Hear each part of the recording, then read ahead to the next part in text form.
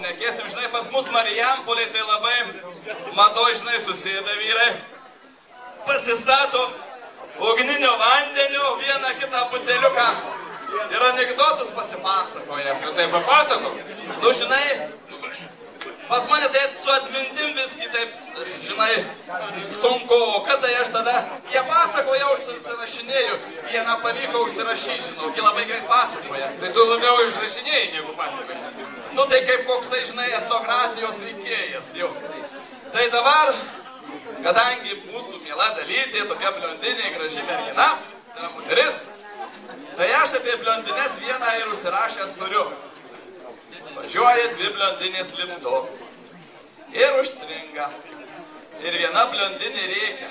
Gelbėkit, gelbėkit, gelbėkit. Nieks negelbėja. O kita sako, o gal rėkim kartu? Tai jinai pradėjo. Kartu, kartu, kartu. Nieks neišgelbėjo vaikelį. Šaunuolis.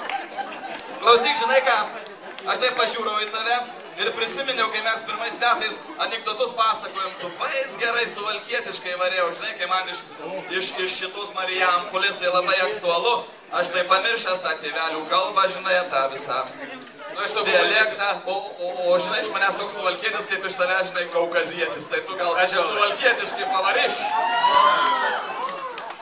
Žodžiu, pas vieną vyrą pasimirė žmona.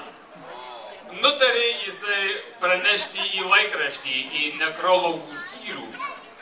Paskambėjo, atsakė sekretorė. Žmogus sako, norėčiau paskelbti pačios mirtį. Sekretorė sako, paskelbkit tekstą, sako, rašyk. Staselė Jablonskienė mirė, taškas. Pone, už tą minimalų mokestį, kurį sumokėjot, jūs galite spausdinti iki 5 žodžių. Gerai, vaikeli, rašyk. Stasė Jablonskienė mirė, taškas. Parduodu Opelį.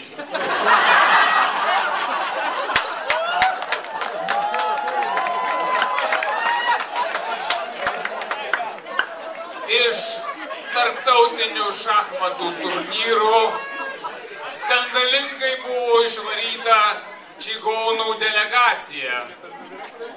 Vogė arklius.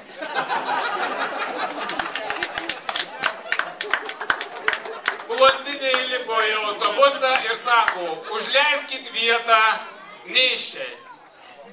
Vyras sako, tai kokia tu nėščia, net pilvo nesimato. Jis sako, tai ką tu nori po 15 minučių pamatyti?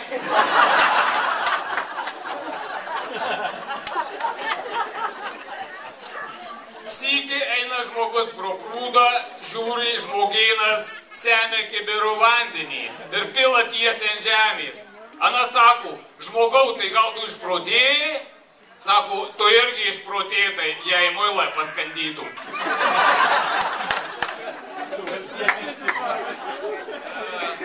Kartą vyras kalbasi su pačia. Klausyk, brangioji, ką tik skambino draugai, kvietė savaitę į žvejybą. Gal išleisi?